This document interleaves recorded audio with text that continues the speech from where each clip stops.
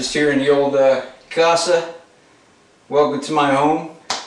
Just had a hard day's work yesterday, so just trying to get a little bit of rest and recuperation. But I thought I would put a question to rest that I always get in my email inbox, and specifically on the formation of teams.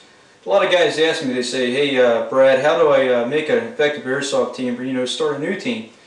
So I thought it would be something to do that's a little bit enlightening and just bring it forward a little bit and show people, hey, it's easier than you think. Alright, so let's go ahead and move into the first thing about making a team. Why do people make new teams? Well, you might be a member of a team right now, or you might be an individual and you want to get that group effort going. Making a team gives you kind of like a fresh start. It gives you the ability to mold something in your image or your liking, and bring groups of people together with the same kind of mentality. That's one good thing about making a team. I've seen some great mil-sim teams, I've seen some good tac-sim teams, I've even seen some good backyard teams. There's no way that you need to specifically do it. No way is better than the other. The key thing about the sport is about having fun and having a good time. So, you're thinking about making a team. Alright, so the first thing you need to think about is, how are you going to get the people for the team? Now, it's easier than you think. Like I said before, you find your trusted people who you know. Whenever I started the Fort Riley team, which I was the commander of for 3 years, or the Fort Polk team, I had to start from the ground up. I had to build my team up to my liking, and to just kind of get it off the ground myself. The one thing I did, of course, I gave out flyers, but I found people who I knew and that I could communicate with and kind of show them the finer aspects of the sport. Of course, I had a few extra guns and weapons, so I could bring them out and kind of show them what was going on. So that helped out a lot too. That's one of the things that really drove it home for them. When you're starting your team, you want to get your first 5 together. 5 is a good goal to attain. Once you get that 5, you got a good cohesive unit that you can work with. And then when you get that 5, you want to go ahead and have some kind of an established team meeting. Alright, you can do that online through Skype. Preferred method, hey, meet at your house. Talk about the issues, talk about how the group wants to proceed with the team. Alright, that's one thing I always see about teams. You have a team commander who's a gung-ho guy and he makes all the calls. If you're working as a team, you gotta work as a joint effort. You gotta make things happen. So when you start your team meeting, you want to talk about a couple things. One of them being a team name. Team names are something that is an individual thing. It's special. It's special for your group. So when you're talking about having like a team name, make sure you come up with something cool. Something that matches your kind of mentality or thought process on how you're going to do your team. The other thing you want to do is come up with some kind of like a team organization.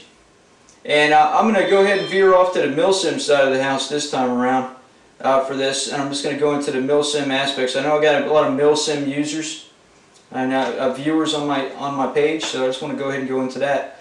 First thing you want to do is you want to break it down into what are our goals and what are our expectations.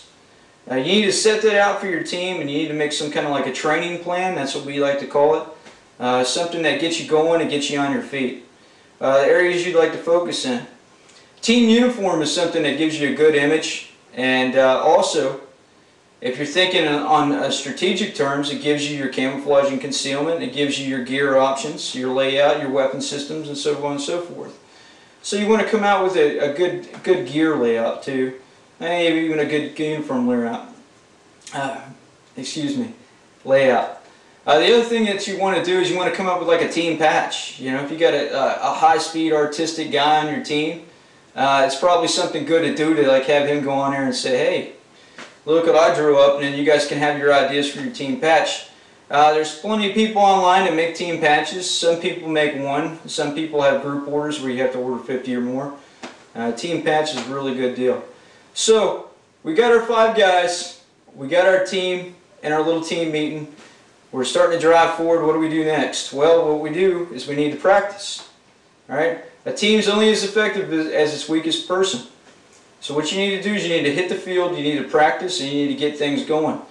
One thing that we like to do on our team here is we have what we call a team fund, or like team dues.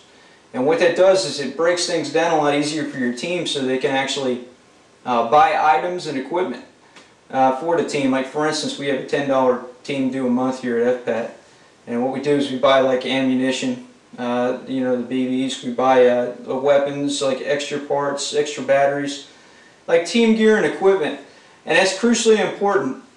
If you're looking to have a larger airsoft team, you need to have weapons and equipment that the guys can use, like your first timers. When they come out, they can check it out, they can use a weapon, and it's a lot more appealing to them if you can tell them that. If you say, hey look, I got a gun, I got ammo for you, I got everything you need, just come on out and give it a shot. Well, if you got a good program, that's something that's going to reel those guys in, so that's a good deal.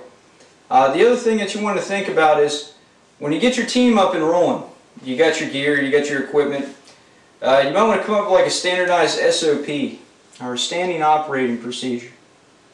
One thing we also do at our teams, we have like a team contract. It's not like a legal contract or anything like that. Basically what it's for is it's just outlines what the team's all about. It's just the basic rules of the team, outlines the team dues, and we have like requirements like a weapon. Like you have to get a weapon within 60 days of joining the team. You have to have your uniform in the first 30. You know, stuff like that. It lays down the groundwork and the rules, so if you do have an issue or a problem with an individual member, you can refer back to the team contract, and you're not just, you know, you're not going to get accused of just pointing somebody out because, hey, you didn't like them or something like that. The other thing is, when you're selecting members, make sure you select good quality people. You know, numbers aren't always everything. You got to remember that. You got to select good quality people on your teams. That's one thing that's going to get you by. So we talked about those issues. Let's go ahead and move on into the multimedia portion. All right, teams these days, they all have websites. And I know what you're thinking. You're like, Brad, hey man, websites cost money. Well, some do. But you can go on places like FreeWebs and other free like multimedia like website designers, and they give you a lot of good options to make a good forum board or a website for your team. It's crucially important. One, is for your image. Two, it's for your communications for your team members. So like you don't have to like rely on a excuse me, like a regional site to make things happen for you. You guys got your own team board, everything's organized, you look official, you look legit, and you guys can just talk and do all your communications on there. So like a team forum board is something you really want to do too. The biggest thing that you got to remember when you're starting out a team is you got to have patience. All right, things are not going to happen overnight.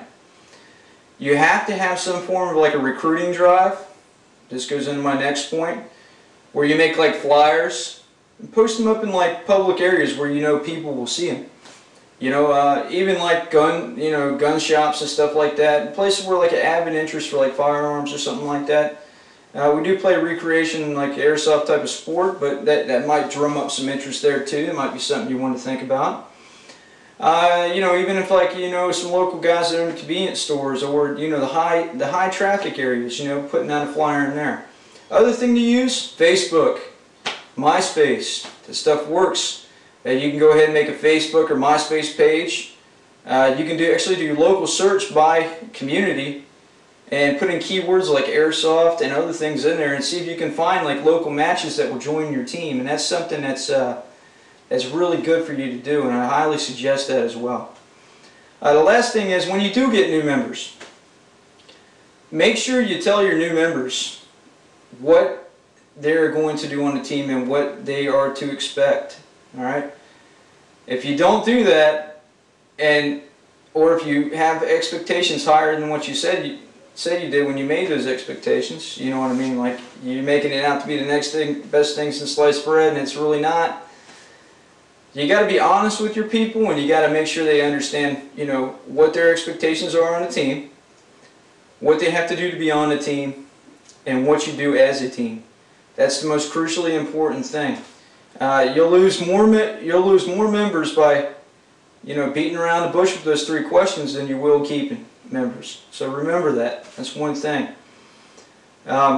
But that's what we got for this session here. If you have any questions in regards to this, or you would like any other information on this topic, feel free to PM me.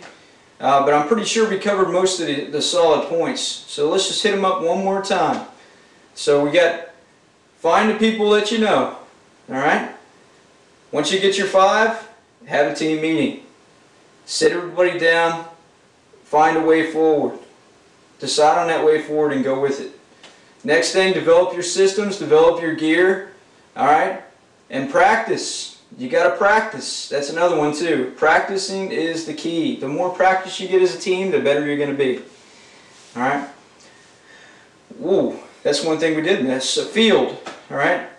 Do the right thing, guys. If you're going to start a new team, play on legitimate areas. Alright?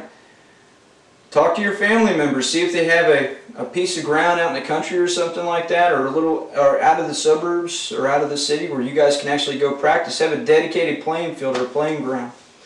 That's one thing you need to think about too.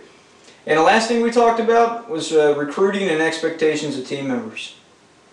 Remember, when you recruit, you're only going to get as much out of your recruiting effort as what you put into it. If you put one flyer up in a store, chances are you're not going to get a lot of phone calls. If you put 100 flyers out, your chances go up big time. Alright, so remember that. Just put that in the old toolbox too. Remember the Facebook, remember the MySpace, that's going to help you out a lot. Remember building your team website when you do get a team, and making that an effective form of communications for your people. That's really going to pay off big for you too. So hopefully this was educational for you guys. We got the Operator's Tactics session coming up here pretty soon. I'm also doing a gear loadout session where I'm just going to go over like some standard like gear loadout things and show you what works, what doesn't, what's right and what's wrong, and that's really going to help you out there on the battlefield too, because that's what we are all about here at the Southeast Joint Task Force. We're about helping our airsoft brothers and sisters on our left and our right. So until next time, guys, take care, have a good one, and best of luck in your airsoft endeavors.